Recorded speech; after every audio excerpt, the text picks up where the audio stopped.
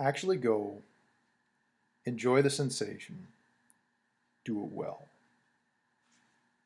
The end of 2016 and the beginning of 2017 has been a time of reflecting on life goals and priorities, which includes sailing.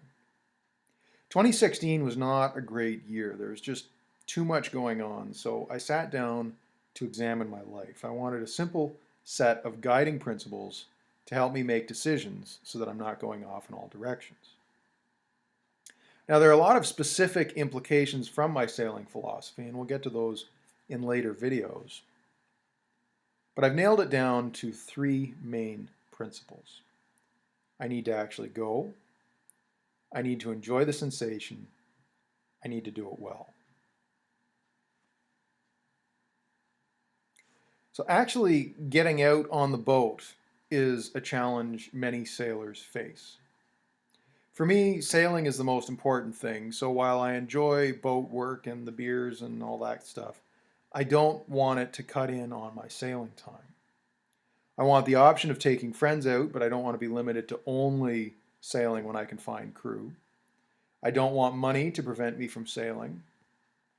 Lake Ontario means only seasonal sailing, and so I want to make that sailing season as long as possible.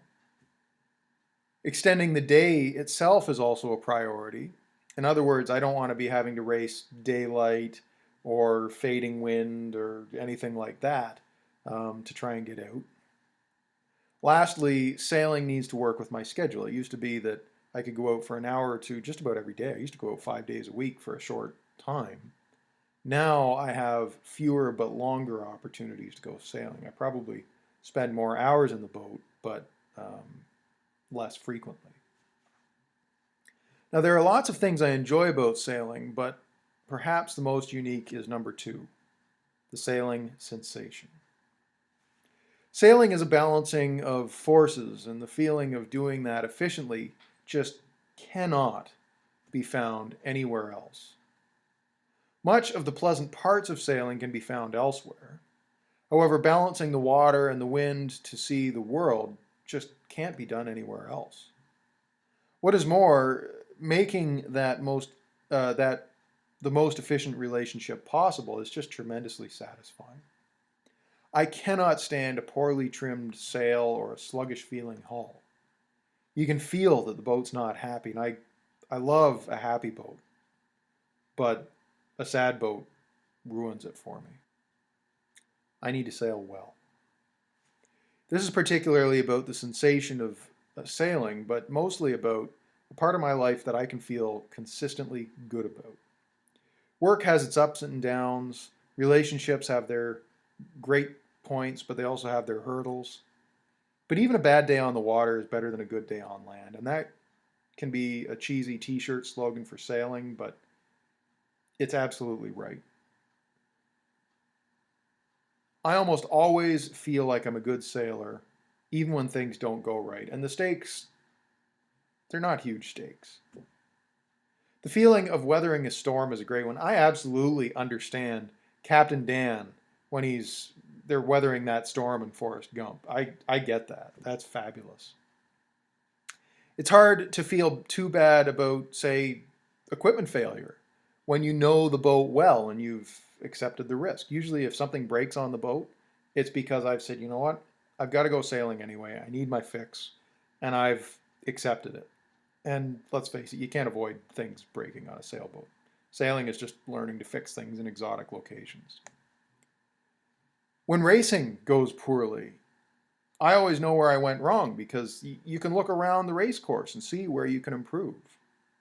Even if I sail poorly, I still feel like a good sailor and like I've done something good. And I need that. I think everybody needs that, but for me, it's sailing.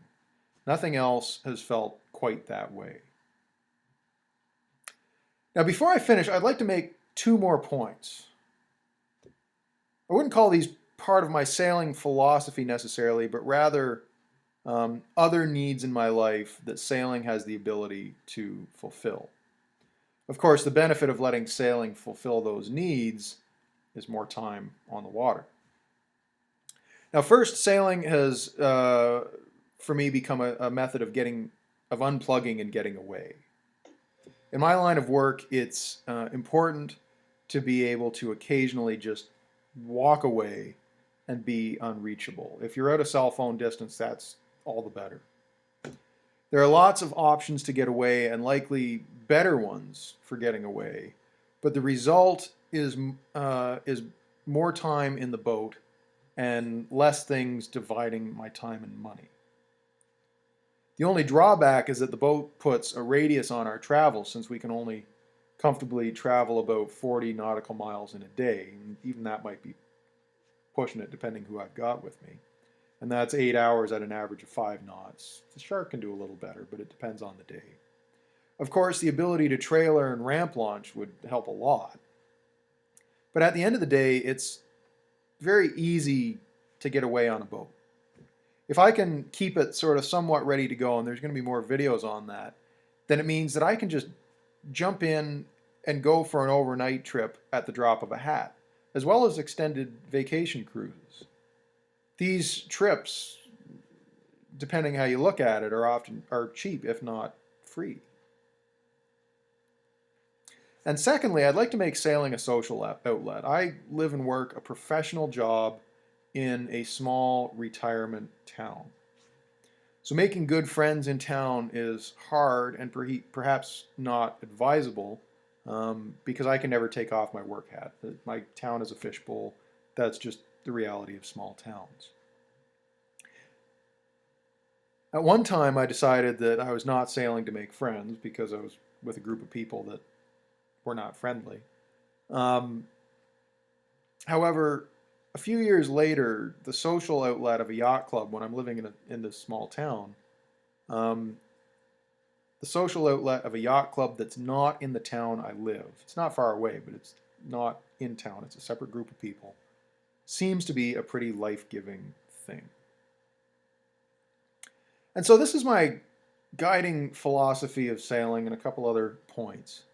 Sailing for me is a major stress relief outlet, and that means that it's important that I get time at the tiller. It's important that I actually go, that I enjoy the sensation, and that I do it well. Hopefully, along the way, I'll be able to use sailing to walk away and unplug when I need to, and maybe meet a few people along the way. To make all this work at its best, I need simple, elegant solutions, and that's about half of what this blog's about, really. And I'd like to avoid complication or trial and error, making sailing any more cumbersome than it needs to be, and I need to do it on a budget.